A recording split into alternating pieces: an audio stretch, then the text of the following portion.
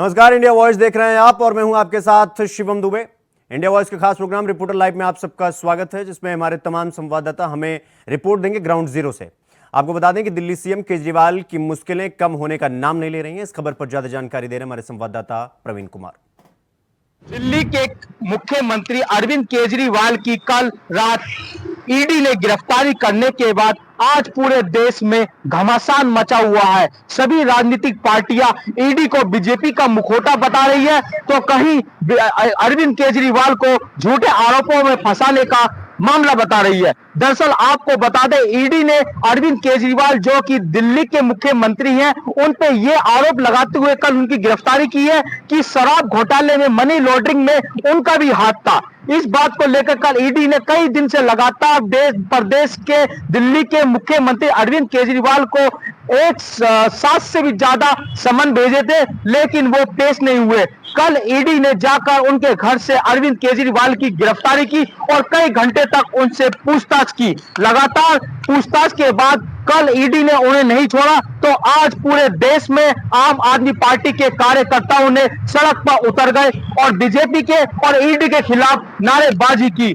India गठबंधन में जो सबसे ज्यादा आम आदमी पार्टी का जो स्तंभ सबसे मजबूत माना जाता है और देश में सबसे कम समय में ज्यादा ग्रो करने वाली पार्टी भी आम पार्टी है। देश के 2 राज्यों में भी आम आदमी पार्टी के मुख्यमंत्री है। कहीं ना कहीं आम आदमी के पार्टी के जो नेता हैं वो लगातार बीजेपी के नेताओं पे आरोप लगा रहे हैं कि लोकसभा चुनाव आने से पहले उन्होंने प्रदेश के उसके दिल्ली के मुख्यमंत्री अरविंद केजरीवाल की गिरफ्तारी क्यों की है। कहीं ना कहीं बीजेपी को जब डर लगता है, जब हार का उनको अनुभव लगता है कि हम हारने वाले, वो ईडी को, सीबीआई को आगे करते हैं और आगे करते हुए कल दिल्ली के मुख्यमंत्री अरविंद केजरीवाल को गिरफ्तार कर लिया। लगातार बीजेपी पर आरोप लगाए जा रहे हैं। अब देखने वाली बात यह होगी लोकसभा चुनाव के बाद दिल्ली में जो लोकतंत्र का जो पर्व बनाया जाएगा पूरे देश में, वो जनता किसका साथ देती है। दिल्ली से प्रवीण कुमार, इंडिया वॉइस। दिल्ली में मुख्यमंत्री केजरीवाल की गिरफ्तारी को लेकर प्रदर्शन लगातार जारी है। इस खबर पर ज्यादा जानकारी दे रहे हमारे संवाददाता रमन मिश्रा। दिल्ली में शराब नीति घोटाले को लेकर दिल्ली के मुख्यमंत्री और आम आदमी पार्टी के कन्वीनर अरविंद केजरीवाल को कल ईडी ने गिरफ्तार कर लिया, जिसके बाद से आम आदमी पार्टी के नेता और समर्थक सड़कों पर उतर आए और सरकार के खिलाफ और प्रशासन के खिलाफ नारेबाजी करते हुए प्रदर्शन करने लगे। आपको बता दें कि दिल्ली और पंजाब समेत कई राज्यों में अरविंद केजरीवाल की गिरफ्तारी को लेकर प्रदर्शन हो रहे हैं। आज उत्तर प्रदेश के सभी जनपदों में भी अरविंद केजरीवाल के गिरफ्तारी का प्रदर्शन के जरिए विरोध किया गया। आप बात करें राजधानी लखनऊ की, तो राजधानी लखनऊ में परिवर्तन चौक पर आम आदमी पार्टी के नेताओं ने प्रदर्शन किया।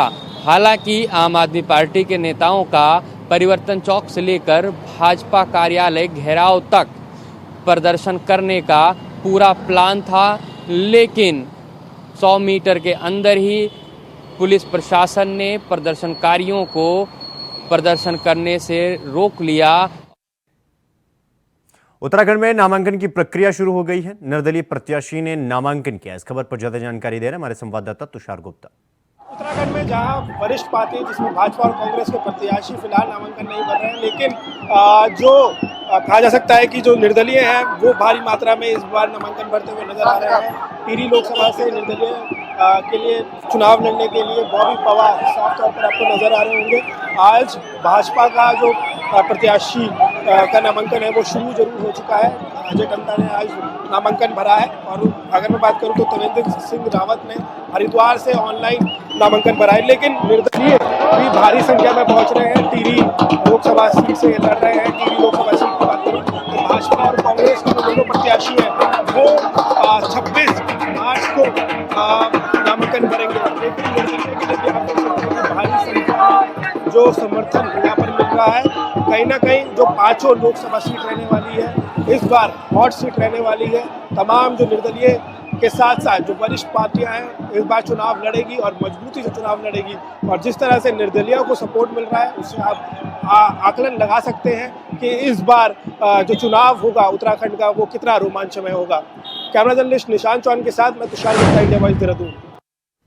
वहीं लखनऊ में बहुजन समाज पार्टी ने पल्लवी पटेल को एक ऑफर दिया है। इस खबर पर ज्यादा जानकारी दे रहे हैं हमारे संवाददाता आसिफ बेग। समाजवादी पार्टी और अपना दल कमेरावादी पार्टी के बीच आई दरार में बसपा प्रमुख मायावती ने एंट्री मार दी है। सूत्रों का दावा है कि बसपा प्रमुख मायावती ने अपना दल कमेरावादी की नेता पल्लवी पटेल को खुला ऑफर दिया है कि वह उनके सिंबल पर चुनाव लड़ें। फूलपुर, प्रयागराज समेत तीनों सीटों पर खुला समर्थन मायावती देने को तैयार हैं। बसपा सुप्रीमो मायावती के इस ऑफर से राजनीतिक गलियारे में हलचल मच गई है। आपको बता दें कि समाजवादी पार्टी और अपना दल के बीच जो रिश्ते थे वह पूरी तरह से खत्म हो चुके हैं। पहले सपा प्रमुख अखिलेश यादव ने ऐलान किया, उसके बाद पल्लवी पटेल ने भी दो टूक कहकर सपा से अपना गठबंधन तोड़ने का ऐलान किया। पल्लवी पटेल ने समाजवादी पार्टी प्रमुख अखिलेश यादव पर निशाना भी साधा, कहा कि वह उनकी विधायकी ले सकते हैं लेकिन राजनीतिक कैरियर नहीं। और इसी बीच बसपा प्रमुख मायावती ने दांव खेला है। सूत्रों के मुताबिक बसपा प्रमुख मायावती ने पल्लवी पटेल को खुला ऑफर दिया है कि वह बसपा के सिंबल पर अपने प्रत्याशी उतार सकती हैं, जिसमें वह उनकी मदद करेंगे। फिलहाल जिस तरह से बसपा प्रमुख मायावती ने पल्लवी पटेल और सपा प्रमुख अखिलेश यादव के बीच आई दरार के बीच एंट्री मारी है, ऐसे में कहीं न कहीं राजनीतिक गलियारे। तो वहीं उत्तराखंड में कांग्रेस ने नामांकन तिथि फाइनल कर दी है। इस खबर पर ज्यादा जानकारी दे रहे हमारे संवाददाता तुषार गुप्ता। भाजपा के बाद कांग्रेस ने भी अपने नामांकन की जो तिथियां हैं वो फाइनल कर दी है। अगर कांग्रेस की मैं बात करूं तो 3 सीटों पे अपने प्रत्याशी उन्होंने उतार दिए हैं, जिसमें से टिहरी, पौड़ी और अल्मोड़ा सीट है, जिसमें उनके प्रत्याशी फिलहाल जो प्रचार प्रसार करते हुए नजर आ रहे हैं। वहीं अगर मैं बात करूं तो पौड़ी और साथ साथ टिहरी गढ़वाल की जो सीट है उसके जो प्रत्याशी हैं वो 26 मार्च को अपना नामांकन भरेंगे। वहीं अगर मैं 27 मार्च की बात करूं, 27 मार्च को अल्मोड़ा सीट से कांग्रेस के प्रत्याशी प्रदीप टमटा अपना नामांकन भरेंगे। तो कहीं ना कहीं जो कांग्रेस है वो भी तैयार नजर आ रही है, लेकिन फिलहाल जो हरिद्वार और नैनीताल सीट पर उनके प्रत्याशी घोषित नहीं हुए, उससे कहीं ना कहीं जो समस्या है वो कांग्रेस की बढ़ती हुई नजर आ रही है।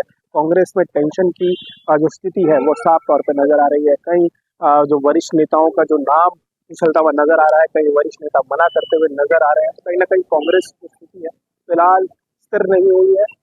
नामांकन की जो स्थिति है वो जरूर सामने आ गई है। पौड़ी से माना जा रहा था कि मजबूती से लड़ाई की जाएगी। वहीं अगर मैं बात करूँ टिहरी और पौड़ी का जो समय रखा गया है दोनों का, तो इसी के हिसाब से भाजपा ने अपना समय सेम रखा है। तो कहीं ना कहीं दोनों ही पार्टी अपना शक्ति प्रदर्शन उस दिन देखने को मिलेगा। बिजनौर की हॉट सीट पर सपा प्रत्याशी ने नामांकन किया। इस खबर पर ज्यादा जानकारी दे रहे हैं हमारे संवाददाता जाहिर अहमद। लोकसभा चुनाव प्रथम चरण के नामांकन की प्रक्रिया 20 मार्च से शुरू हो चुकी है। जिला प्रशासन ने इसकी सभी तैयारियां पूरी कर ली थी। पिछले 2 दिन की अगर बात की जाए तो बिजनौर लोकसभा सीट और नगीना लोकसभा सीट पर किसी भी प्रत्याशी ने अपना नामांकन दाखिल नहीं कराया था। कल आज़ाद समाज पार्टी के प्रत्याशी चंद्रशेखर आज़ाद अपना नामांकन दाखिल कराने के लिए पहुंचे थे, लेकिन 3 बजे के बाद वहां पर पहुंचने पर प्रशासन द्वारा उन्हें जानकारी दी गई कि अब टाइम खत्म हो चुका है, जिसके चलते वो बैरंग लौट गए। आज नगीना सीट से समाजवादी पार्टी के प्रत्याशी पूर्व जज मनोज कुमार ने अपने समर्थकों के साथ कलेक्ट्रेट पहुंचकर अपना नामांकन दाखिल किया। इस दौरान उनके साथ नगीना के विधायक मनोज पारस और नजीबाबाद के विधायक हाजी तस्लीम अहमद सहित सैकड़ों समर्थक और कांग्रेस के कार्यकर्ता व समाजवादी पार्टी के कार्यकर्ता मौजूद रहे।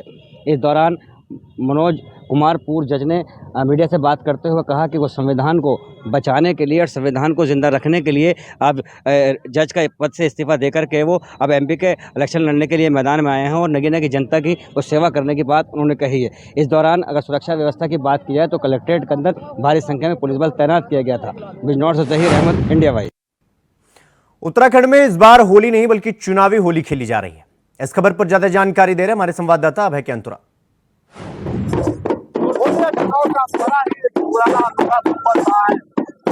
जीतने के बाद होली कहते थे कि कह सकते हैं कि लोकसभा चुनाव ही होली के दौरान पड़ेगा। होली का संकट है, तो इस चुनाव में बड़ा द्वारका से प्रत्याशी पूर्व मुख्यमंत्री का उनके आह्वान पर ये लोग पहुंचे हैं। इनका अपना ही एक अंदाज है, यानी आप देख सकते हैं कि इनका जो पहले ड्रेस कोड है आपके ब्लैक पैंट है, व्हाइट शर्ट है, ब्लैक बास्केट इनकी है, इनके हाथ का हारमोनियम है, गुड़का है, गबला है और सारी चीजें इनके पास है। यानी मोलियार का जो संगठन है वो उत्तराखंड में पिछले 6 साल से लगातार सक्रिय है और जिस प्रकार से इनकी लोकप्रियता बढ़ रही है, समय इनका जो चुनावी रंग है उनका अपना एक बड़ा महत्व नजर आ रहा है। चुनावी रंग में कह सकते हैं कि मोलियार संगठन की जो धुन है वो काफी लोकप्रिय हो रही है। ये भी ये कह सकते हैं कि जिस तरह चुनाव की होली है वो बड़ी लोकप्रिय होती है, उसी तरीके से ये भी राग और संतों के बीच से उन सब चीजों का जिक्र करते हैं, देवों की स्तुति करते हैं, उन सब चीजों के ये भी अपने गीतों के माध्यम से होली की बात करता है। ये होलियार के साथ साथ होलियार है, ये होली खासा लोकप्रिय हो रहा है और इसमें आपको हर वो चीज मिलेगी। यानी चुनावी रंग के साथ साथ इनका जो अंदाज है वो भी खासा लोकप्रिय हो रहा है। तो वहीं सपा सुप्रीमो अखिलेश यादव ने आजम खान से मुलाकात की है। इस खबर पर ज्यादा जानकारी दे रहे हैं हमारे संवाददाता आसिफ बेग। सपा सुप्रीमो अखिलेश यादव ने आज सीतापुर जेल में बंद समाजवादी पार्टी के कद्दावर नेता आजम खान से मुलाकात कर उनसे लोकसभा चुनाव को लेकर मंथन भी किया। इस मुलाकात को सियासी फायदे की नज़र से भी देखा जा रहा है।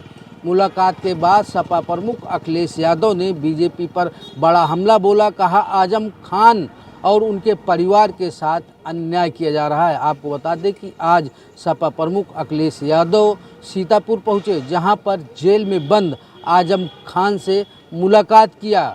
मुलाकात के बाद वह बाहर निकले और उन्होंने बीजेपी पर बड़ा हमला बोला। कहा कि आजम खान के साथ अन्याय किया जा रहा है। वहीं सपा प्रमुख अखिलेश यादव ने यह भी कहा कि लोकतंत्र और संविधान बचाना है तो बीजेपी को हराना होगा। फिलहाल अखिलेश यादव और आजम खान की यह मुलाकात सियासी मायने में कितना फ़ायदेमंद होगी यह समय ही बताएगा, लेकिन जिस तरह से सपा प्रमुख अखिलेश यादव ने आज आजम खान से मुलाकात किया और बीजेपी पर हमला बोला, इस मुलाकात के पीछे यह भी कहा जा रहा है कि जिस तरह से आजम खान का मुरादाबाद मंडल की कई सीटों पर ज़बरदस्त पकड़ है और यह भी कहा जा रहा है कि आजम खान के कहने पर मुरादाबाद मंडल में 3 प्रत्याशी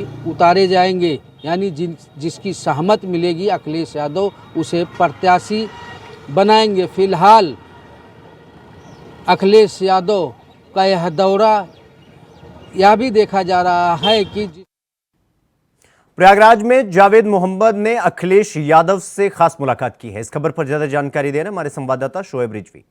प्रयागराज के अटाला हिंसा के मुख्य आरोपी जावेद पम की एक फोटोग्राफ इस दिनों चर्चा में आ चुकी है। दरअसल जावेद पम 2 दिन पहले ही देवरिया जेल से रिहा हुए हैं।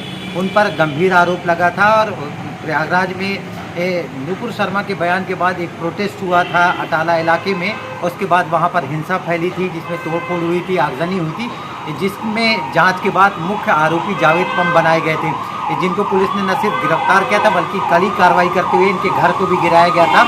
लेकिन लंबे समय तक जेल में रहने के बाद अब जावेद पम जो है वो जेल से रिहा हो गए। लेकिन उनकी एक फोटोग्राफ पूर्व मुख्यमंत्री अखिलेश यादव के साथ आई है, जिसमें वो अखिलेश यादव से मुलाकात करने उनके आवास गए थे और उस आवास की फोटोग्राफ सामने आई है, जिसपे अब राजनीतिक रूप से चर्चा जोर पकड़ रही है। बताया जा रहा है कि जावेद पम तो उनका शुक्रिया अदा करने गए थे, क्योंकि जी पिछले दिनों जब वो जेल में थे तो उनकी तरफ से यानी समाजवादी पार्टी की तरफ से उनको काफ़ी मदद की गई थी और उन्हें कानूनी मदद भी दिलाई गई थी। तो इसको लेकर के अब जावेद पम ने रिहा होने के बाद जिस तरह से पूर्व मुख्यमंत्री अखिलेश यादव से मिलने गए और उनसे मुलाकात की, उनकी वो फोटोग्राफ अब चर्चा में है। हालांकि अब इसके पीछे क्या राजनीति है, मुलाकात के पीछे क्या उद्देश्य था, ये तो बहुत साफ नहीं हो चुका, लेकिन इतना ज़रूर है कि ये मुलाकात अब राजनीतिक रूप से चर्चा का विषय ज़रूर बन गई है। प्रयागराज सुल्तानपुर में एक बार फिर राहुल गांधी की सुनवाई चली है। क्या है पूरा मामला, बता रहे हमारे संवाददाता शैलेश श्रीवास्तव। सुल्तानपुर की एमपी एमएलए कोर्ट में आज कांग्रेस नेता राहुल गांधी को पेश होना था, लेकिन अधिवक्ताओं की हड़ताल के चलते आज सुनवाई टल गई और आगामी डेट 2 अप्रैल लगा दी गई है। आपको बता दें पूरा मामला 6 साल पुराना है, जहां पर कर्नाटक में विधानसभा चुनाव के दौरान एक जनसभा में राहुल गांधी ने वर्तमान अमित शाह जो कि गृह मंत्री है उन पर आपत्तिजनक टिप्पणी की थी, जिससे आहत होकर सुल्तानपुर भाजपा के तत्कालीन जिला उपाध्यक्ष विजय मिश्रा ने सुल्तानपुर के एमपी-एमएलए कोर्ट में एक परिवाद दाखिल किया था, जिसकी सुनवाई चल रही है। आपको बता दें 20 फरवरी को सुल्तानपुर आए राहुल गांधी को एमपी-एमएलए कोर्ट में पेश होकर उन्हें 25-25 हज़ार की 2 मुचलकों पे जमानत दे दी गई थी और आगामी डेट 2 मार्च लगा दी गई थी। लेकिन 2 मार्च को भी राहुल गांधी उपस्थित नहीं हुए। उनके अधिवक्ता काशी प्रसाद शुक्ला हाजिर होकर कोर्ट से निवेदन किया कि इस समय कांग्रेस के नेता राहुल गांधी भारत जोड़ो न्याय यात्रा में व्यस्त हैं, उन्हें थोड़ा समय दिया जाए। कोर्ट ने संज्ञान लेते हुए 13 मार्च डेट लगाई थी, लेकिन उस समय भी अधिवक्ताओं की हड़ताल होने के चलते डेट को 22 मार्च के लिए लगा दिया गया था, जो कि आज का दिन है। लेकिन आज भी अधिवक्ताओं की हड़ताल के चलते ये डेट पोस्टपोन कर दी गई है और आगामी डेट 2 अप्रैल लगा दी गई है। सुल्तानपुर से शैलेश श्रीवास्तव, इंडिया वॉइस। वहीं लखनऊ में समाजवादी पार्टी के विधायक इरफान सोलंकी की मुश्किलें कम होने का नाम नहीं ले रही हैं। इस खबर पर ज्यादा जानकारी दे रहे हैं हमारे संवाददाता आसिफ बेग। कानपुर से सपा विधायक इरफान सोलंकी के आगजनी मामले में कोर्ट से फैसला एक बार फिर से टल गया है। अब 28 मार्च को दोबारा फैसला कोर्ट सुना सकती है। फिलहाल कई बार इरफान सोलंकी के आगजनी मामले में फैसला टल चुका है। आपको बता दें कि सपा से कानपुर विधायक इरफान सोलंकी और उनके भाइयों समेत 5 लोगों के विरुद्ध एमपी-एमएलए कोर्ट में मुकदमा चल रहा है। इस मुकदमे की बहस भी पूरी हो चुकी है। लगातार बहस पूरी होने के बाद भी अदालत की तरफ से कोई फैसला नहीं सुनाया जा सका। आपको बता दें कि इसके पहले कानूनी बेल बांड न भरे जाने की वजह से फैसला टाल दिया गया था। आज भी फैसला इसलिए टाला गया कि 14 दिन बहस के पूरी होने के बाद फैसला सुना देना चाहिए। लेकिन इधर बीच कानूनी अड़चनों के चलते सपा विधायक इरफान सोलंकी और उनके भाइयों पर दर्ज मुकदमे में फैसला नहीं सुनाया जा सका। अब पूरे मामले की सुनवाई 28 मार्च को होगी। माना जा रहा है कि 28 मार्च को आगजनी मामले में कोर्ट अपना फैसला सुना सकती है। फिलहाल जिस तरह से इरफान सोलंकी मामले में लगातार सुरक्षा के पुख्ता इंतजाम भी किए जा रहे हैं और जो भी आरोपी हैं उन्हें कड़ी सुरक्षा। तो वहीं मिर्जापुर में शादी का झांसा देकर ठगी करने वाले को गिरफ्तार किया पुलिस ने। इस खबर पर ज्यादा जानकारी दे रहे हमारे संवाददाता कमलेश कुमार। मिर्जापुर में एक हैरान कर देने वाला एक बात सामने आई है। आपको बता दें कि मिर्जापुर पुलिस को एक ऐसी घटना का जो है हाथ लगा हुआ है जो कि आप भी सुनकर हैरान हो जाएंगे। ये लोग शादी का झांसा देकर बंधक बनाकर उनके परिवार वाले से और उनसे पैसे वसूलते थे। जी हाँ, आपको बता दें कि ये सब जो है कि जो इनका गिरोह है ये सब बाहर से आया हुआ है। मिर्ज़ापुर में ये लोग क्या करते हैं कि जो है कि शादी का झांसा देते हैं, किसी को बात बात में उलझा कर शादी करने के ठगी पर करते हैं और जिस तरह से बात हो जाती है तो उनसे नेग और मुँह दिखाई का पैसा मांगते हैं और यही पैसा न दिए जाने पर उनको बंधक बनाकर जंगल में ले जाते हैं, उनके साथ मारपीट करते हैं और उनके परिवार वाले से ट्रांजैक्शन कराकर पैसा मंगाते हैं। आपको बता दें इसमें जो है कि 2 महिलाएं और 6 पुरुष शामिल हैं। और आपको ये भी बता दें कि इसमें 2 लोग ऐसे हैं जो प्रेमी प्रेमिका है। प्रेमिका क्या करती है, अपनी फ़ोटो खूब अच्छा सा भेजती है अपने प्रेमी के मोबाइल पर, वो वायरल करता है और उसको लोगों को दिखाता है कि जो इनसे शादी करने के लिए। जिस तरह से कि दोनों की रजामंदी हो जाती है, इसी तरह से लोग जो। तो वहीं गाजियाबाद में पुलिस और लुटेरों के बीच मुठभेड़ हुई है। इस खबर पर ज्यादा जानकारी दे रहे हैं हमारे संवाददाता प्रवीण कुमार। गाजियाबाद के साहिबाबाद थाना क्षेत्र में बीती रात एक लुटेरे के साथ पुलिस की मुठभेड़ हो गई। दरअसल आपको बता दें, पुलिस ने जब लुटेरे को गिरफ्तार किया तो उससे पूछताछ में पुलिस को यह पता चला कि उसने 2 हफ्ते पहले साहिबाबाद थाना क्षेत्र में एक महिला से चेन स्नेचिंग की थी, जिसके बाद पुलिस ने लुटेरे के बताए गए स्थान पर जिस लूट की घटना के दौरान वो तमंचे का इस्तेमाल करता था, पुलिस उसको बताए गए स्थान पर उसे जब लेके गई तो लुटेरे ने तमंचा उठाकर पुलिस पर फायर कर दिया, जिसके बाद पुलिस ने अपनी आत्म रक्षा हेतु जवाबी फायरिंग में बदमाश के पैर में गोली लग गई और बदमाश वहीं घायल हो गया। इस पूरे मामले में जो एसीपी साहिबाबाद रजनीश उपाध्याय हैं, उनका यह कहना है कि जो लुटेरा पकड़ा गया है, ये पिछले 2 हफ्ते पहले साहिबाबाद थाना क्षेत्र से एक महिला से चेन स्नेचिंग में वांछित चल रहा था। पुलिस इसकी सरगर्मी से तलाश कर रही थी। बीती रात पुलिस ने इसको गिरफ्तार किया था। बताए गए स्थान पर जब गए तो वहां पर तमंचे से पुलिस के ऊपर उसने फायर कर दिया। इस पूरे मामले में जो एसीपी साहिबाबाद रजनीश उपाध्याय ने यह भी बताया गया, पकड़ा गया लुटेरा जो कि एनसीआर में लूट चोरी जैसी घटनाओं को अंजाम देता था और 1 दर्जन से भी ज्यादा इसके ऊपर मुकदमे पंजीकृत हैं। इस पूरे मामले में जो लुटेरा है वो दरअसल गाजियाबाद से एनसीआर से सटे होने की वजह से एनसीआर में लूट चोरी जैसी घटनाओं को अंजाम देता था। इसका नाम राजू बताया जा रहा है और दिल्ली की नंद नगरी का रहने वाला है। पुलिस ने इसके पास से 4730 रुपए लूट के और एक अवैध तमंचा भी बरामद किया। फिलहाल घायल बदमाश का जो उपचार अस्पताल में चल रहा है और देखने वाली बात यह होगी कि अब आगे पुलिस क्या कार्रवाई करती है। गाजियाबाद से Parveen Kumar, India voice. Reporter live में फिलहाल अभी के लिए बस इतना ही। देश दुनिया की तमाम बड़ी खबरों को देखने के लिए देखते रहिए इंडिया वॉइस। नमस्कार।